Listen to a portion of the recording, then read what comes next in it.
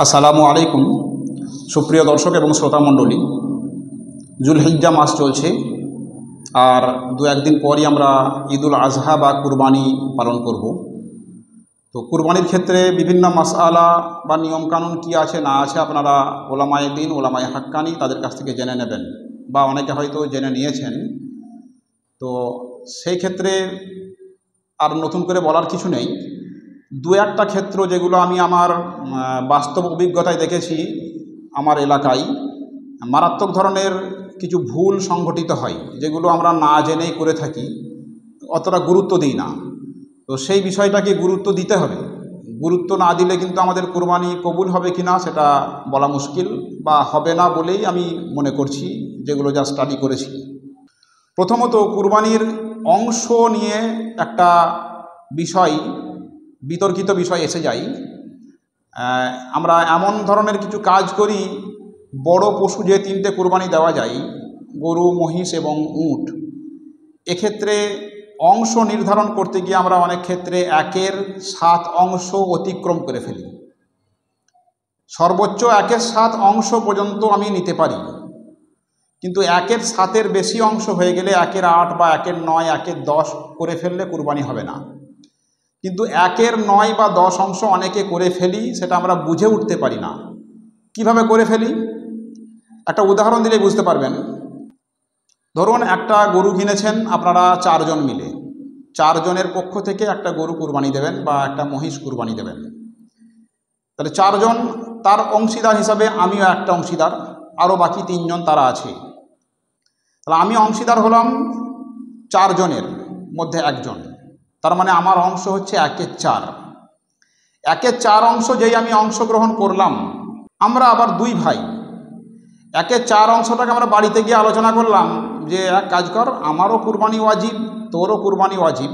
তাহলে 4 জন মিলে আমরা পাড়ার ওই সব মিলে গরুটা কিনেছি। তাহলে এই 4 ভাগের 1 ভাগ যে টাকাটা লাগছে, 10,000 টাকা লাগছে, হয়তো 40,000 টাকা গরুর দাম। তাহলে 10,000-এর মধ্যে তুই 5,000 দিবি, আমি 5,000 দেবো। আমরা 2 ভাই আলোচনা করে নিলাম। তাহলে ওই 4 ভাগের 1 ভাগটাকে আমরা 2 ভাই আবার কত কত করলাম, অর্ধেক অর্ধেক করে নিলাম।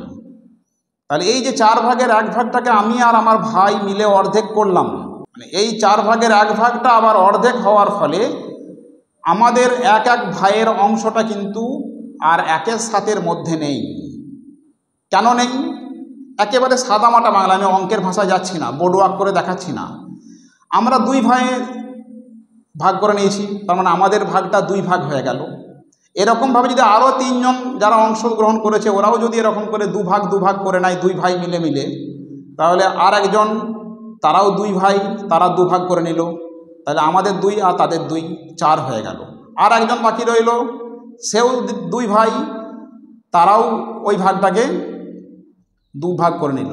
তাহলে 4 আর 2-এ 6 ভাগ হয়ে গেল। আর একজন পড়ে রইল, তিনিও তার ভাগটাকে 2 ভাগ করে নিলেন।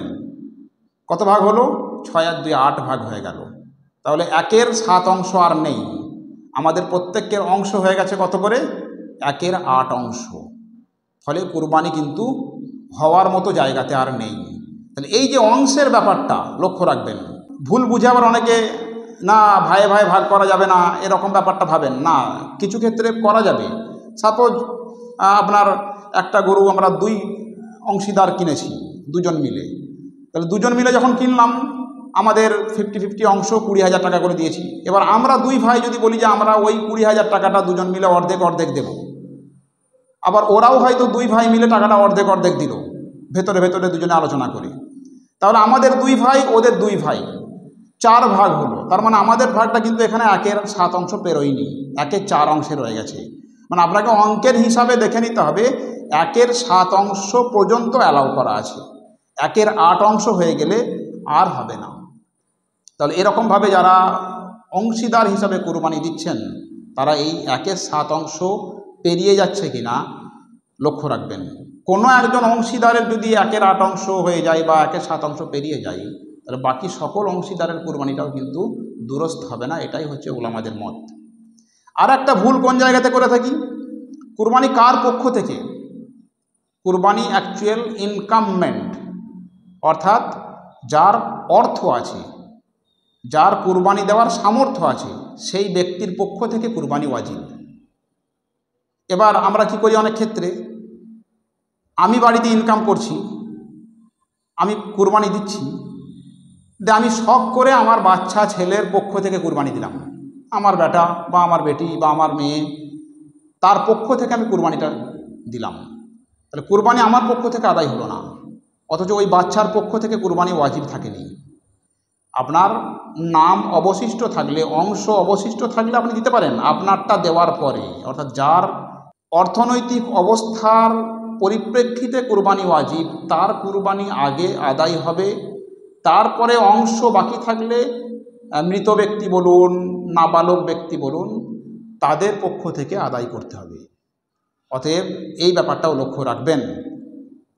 আর একটা ভুল কি জায়গায় করে থাকি আমরা, মজুরি, যারা আমরা কোরবানির পশু তাকে জবাই করা বা তার মাংস রেডি করা এই কাজগুলোতে পারদর্শী নই, আমরা অন্যের সহযোগিতা নিই। অন্যের সহযোগিতা নেওয়ার পরে তাকে ওই গোশত, কিছু ঠ্যাং বা কিছু মানে ওই কোরবানির পশুর কিছু অংশ দিয়ে তাকে বিদায় করে দিই। এটা একদম করতে যাবেন না। যাকে আপনি নিয়োগ করবেন তাকে মজুরি ঠিক করে নিয়োগ করবেন। গোশত বা অন্যান্য বিষয় তাকে দিতে পারেন খুশি হয়ে, সেটা আলাদা জিনিস, কিন্তু তাকে খাটালেন, তার মজুরি কে দেবে? অতএব মজুরি ঠিক করে তাকে সঠিক মজুরি দিয়ে তারপরে বিদায় করবেন, এটাই হচ্ছে নিয়ম।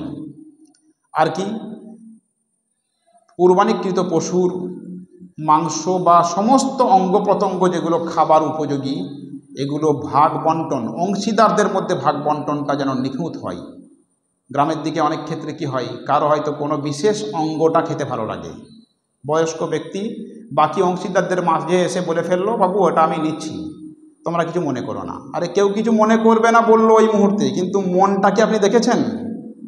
সকলেরই ইচ্ছা থাকে, ইচ্ছাটা হয়তো প্রকাশ করতে পারে না, প্রকাশ করার আগেই আপনি হয়তো সেটা দমিয়ে দিলেন। অতএব ওইরকমভাবে আগ বেড়ে কোনো জিনিস নিয়ে নেওয়ার ইচ্ছা বা অভিলাষ প্রকাশ করবেন না। সকলেরই হক আছে, সকলকেই সেই হকের অধিকার দিয়ে দেবেন।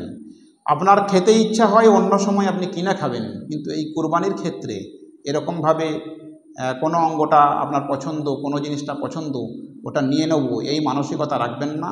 সকল বিষয়টা যেন সুচারুভাবে, সুন্দরভাবে, একেবারে সমান ভাগে বন্টন করা হয় নিজেদের মধ্যে, সেগুলো লক্ষ্য রাখবেন।